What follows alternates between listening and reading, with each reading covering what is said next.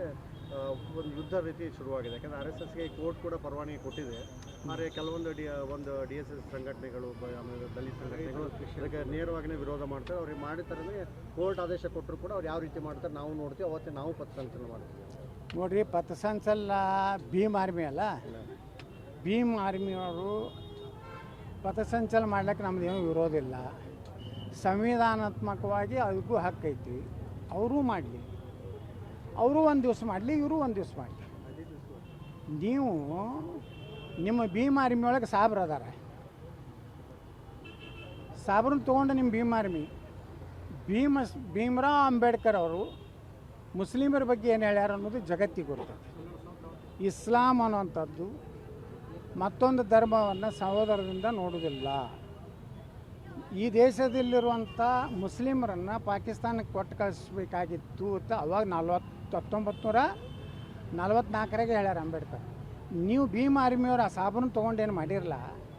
ಇದು ಬಾಬಾ ಸಾಹೇಬ್ ಅಂಬೇಡ್ಕರ್ ಅವರ ನೀತಿಯ ವಿರುದ್ಧ. ಅವ್ರನ್ನ ಕೇವಲ ನೀವು ಈ ನೀಮ್ ಮತ್ತು ಭೀಮತೆಯನ್ನು ಮಾಡಿರಿ. ನಾ ಕೇಳ್ತೀನಿ ನಿಮ್ಗೆ, ಕಾಶ್ಮೀರ್ನಾಗ ಇದೇ ನಿಮ್ಮ ನೆಹರು, ಇದೇ ನಿಮ್ಮ ಇಂದಿರಾ ಗಾಂಧಿ, ನಿಮ್ಮ ರಾಜೀವ್ ಗಾಂಧಿ ಜಮ್ಮು ಕಾಶ್ಮೀರ್ನಾಗ ಆರ್ಟಿಕಲ್ 370 ತೆಗಿಕ್ಕಿಂತ ಮುಂಚೆ ಎಷ್ಟು MLAಗಳು MP ಗಳು SC ಇದ್ದರು, ಎಷ್ಟು ಮಂದಿ SC ST ಜನಾಂಗದವರು ಸರ್ಕಾರಿ ನೌಕರಿ ಇತ್ತು, ದಾಖಲೆ ಕೊಡಲಿ. ರಾಹುಲ್ ಗಾಂಧಿಯವರು ಕೊಡಲಿ, ಪ್ರಿಯಾಂಕಾ ಖರ್ಗೆಯರು ಕೊಡಲಿ. ಕಾಶ್ಮೀರದಲ್ಲಿ SC ST ರಿಸರ್ವೇಷನ್ ಇರಲಿಲ್ಲ. ಬಾಬಾ ಸಾಹೇಬ್ ಅಂಬೇಡ್ಕರ್ ಅವರ ಮನಸ್ಸಿನ ವಿರುದ್ಧ ಕಾಶ್ಮೀರಕ್ಕೆ 370 ಕೊಟ್ಟಿದ್ದರು. ಓನ್ಲಿ ಜನರಲ್ ಇತ್ತು, ಎಲ್ಲ ಮುಸಲ್ಮಾನ್ರೆ. ಯಾವುದೋ ಜಮ್ಮು ಕಾಶ್ಮೀರ ಆಫೀಸರ್ ಮುಸಲ್ಮಾನ್ರು, ಎಲ್ಲ MLA MPಗಳು ಮುಸಲ್ಮಾನ್ರು. ಒಬ್ಬ SC MLA ಇಲ್ಲ, ಒಬ್ಬ SC ST ಜನಾಂಗದವ MP ಇಲ್ಲ, ಒಬ್ಬ SC ST ಜನಾಂಗದವ ಗ್ರಾಮ ಪಂಚಾಯತ್ ಮೆಂಬರ್ ಇಲ್ಲ, ಮುನ್ಸಿಪಾಲ್ಟಿ ಮೆಂಬರ್ ಇಲ್ಲ, ಸರ್ಕಾರಿ ನೌಕರದಾರಿಲ್ಲ. ಅಲ್ಲಿ ಮುಸಲ್ರು ಏನು ಮಾಡ್ತಿದ್ರು, ಮುಸ್ಲಿಮ್ ಸರ್ಕಾರಿ ಮುನ್ಸಿಪಾಲ್ಟಿ ಒಳಗೆ ಕಸ ಹೊಡೋದು ಪೌರ ಕಾರ್ಮಿಕರು ಅದಾರ ತಿಳ್ಕೊರಿ. ಆಕೆಗೆ 35-40 ಸಾವಿರ ರೂಪಾಯಿ ಪಗಾರ ಬರ್ತಿತ್ತು. ನಮ್ಮ ಹಿಂದೂಗಳ ದಲಿತ ಹೆಣ್ಮಕ್ಳಿಗೆ 8-10 ಸಾವಿರ ರೂಪಾಯಿ ಕೊಟ್ಟು ಇವ್ರ ಕಡೆಯಿಂದ ಕಸ ಹುಡುಕ್ತಿದ್ರು. ಅವ್ರು 40 ಸಾವಿರ ಪಗಾರ ತೊಗೋತಿದ್ರು, ಇವ್ರಿಗೆ ಎಷ್ಟು ಕೊಡ್ತಿದ್ರು? 10 ಸಾವಿರ ಕೊಡ್ತಿದ್ರು.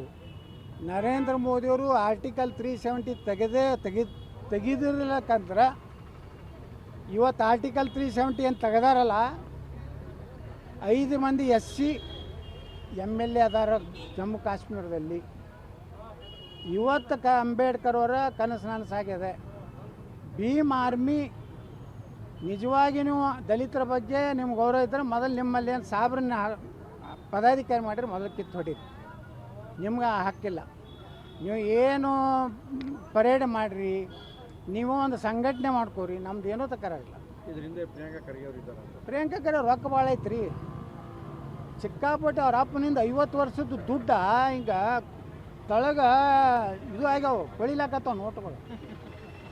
ಅದನ್ನೇ ಅವ್ರು ಏನಾರು ಗುಲ್ಬರ್ಗಾ ಜಿಲ್ಲಾದಾಗ ಎಷ್ಟು ದಲಿತ ಸಮುದಾಯ ಅದಾರಲ್ಲ ಎಲ್ಲರಿಗೂ ಒಂದು 10 ಲಕ್ಷ ರೂಪಾಯಿ ಮನೆ ಕಟ್ಸಿಕೊಟ್ಟಿದ್ರು. ಅವ್ರು ಅರ್ಧ ಆಸ್ತಿ ಕರ್ಗೋದಿಲ್ಲ, ಅಷ್ಟು ಆಸ್ತಿ. ಆದರೆ ಯಾವ ದಲಿತರಿಗೂ ಒಂದು ಒಳ್ಳೆ ಮನೆ ಕಟ್ಟಿ ಕೊಟ್ಟಿಲ್ಲ, ಯಾವ ದಲಿತರಿಗೂ ನೌಕರಿ ತೊಗೊಂಡಿಲ್ಲ. ಅವ್ರದ್ದೇ ಶಿಕ್ಷಣ ಸಂಸ್ಥೆ ಐತಿ.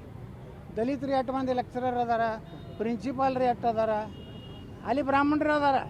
ಅವ್ರ ಶಿಕ್ಷಣ ಸಂಸ್ಥೆ ಅವ್ರ ಲಿಸ್ಟ್ ಕೊಡ್ಲಪ್ಪ. ಬ್ರಾಹ್ಮಣರು ಶಾಣೆ ಅಂತೇಳಿ ನೀವು ಲೆಕ್ಚರರ್ ಪ್ರಿನ್ಸಿಪಾಲ್ ಎಲ್ಲ ಮಾಡಿರಿ, ದಲಿತರನ್ನ ಯಾಕೆ ಮಾಡಿಲ್ಲಪ್ಪ? ಕೇಳಬೇಕಲ್ಲ ಇದನ್ನು ಯಾರು ಕೇಳೋದಿಲ್ಲ. ಏನು ಮಾಡೋದು? ನಮ್ಮದು ಬರೀ ವಿವಾದಾತ್ಮಕ, ಹಂಗಂದರು ಹಿಂಗಂದರು. ಅಲ್ಲ, ಈಗ ವಿರೋಧ ಮಾಡ್ತಾ ಇದ್ದಾರೆ RSSಗೆ ಪಥಸಂಚಲನ ಅವತ್ತೇ ಮಾಡ್ತೀವಿ ಅಂತೇಳಿ. ಅದಕ್ಕೆ ಭೀಮ್ ಆರ್ಮಿ ಹಿಂದೆ ಕೂಡ ಅವ್ರದ್ದು ಏನೋ ನೋಡ್ರಿ, ಪಥಸಂಚಲನ ಸಂಘದ್ದು ಒಂದು ಕಡೆಯಿಂದ ಬರ್ತದೆ, ಇವರು ಒಂದು ಕಡೆಯಿಂದ ಬರಲಿ. ಬಡದಾಟ ಮಾಡ್ತೀನಿ ಅಂತ ನಾನು ಅರ್ಥ ಇಲ್ಲ. ನೀವು ಅದನ್ನು ದಲಿತರು ವರ್ಸಸ್ ಉಳಿದ ಹಿಂದೂ ಜನಾಂಗಗಳನ್ನು ನೀವು ಬೆಂಕಿ ಹಚ್ಚೋ ಕೆಲಸ ಮಾಡಕತ್ತೀರಿ. ನೀವು ಕೂಡ್ಸೋರಲ್ಲ, ನೀವು ಹಾಳು ಮಾಡೋರು. ಬಾಬಾ ಸಾಹೇಬ್ ಅಂಬೇಡ್ಕರ್ ಅವರು RSS ಒಂದು ಶಾಖೆಗೆ ಹೋಗ್ಯಾರ ಹಿಂದಕ್ಕೆ, ಇವರು ಪೂಜಾ ಹೆಡ್ಗೇವಾರ್ ಅವ್ರ ಜೊತೆಗೆ. ಅಲ್ಲಿ ಹೋಗಿ ಅಲ್ಲಿ ಸಿದ್ಧಾಂತ ವಿಚಾರಗಳನ್ನ ಅವರು ಕೇಳಿ. ಈಗಲೂ ಆ ಪಥಸಂಚಲನದಲ್ಲೂ ಪಾಲ್ಗೊಳ್ಳಕ್ಕೆ ಅನೇಕ ದಲಿತರು ಕೂಡ ಅದರೊಳಗೂ ಇದ್ದಾರೆ. ಅದಾರ ಅಲ್ಲಿ ದಲಿತ ಕೇಳೋದಿಲ್ಲಲ್ಲ RSSನಾಗ. RSSನಾಗ ಯಾರ ಜಾತಿನೇ ಕೇಳೋದಿಲ್ಲ ಅವ್ರು, ಒರೇ ಹಿಂದೂ.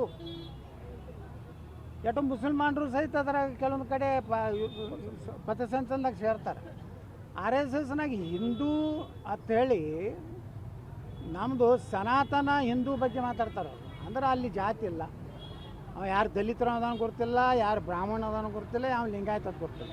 ಅವ ಒಬ್ಬ ಸ್ವಯಂ ಸೇವಕ ಅಟ್ಟೆ ಅಲ್ಲಿ ಅವರು ಪರಿಗಣನೆ ಮಾಡ್ತಾರೆ.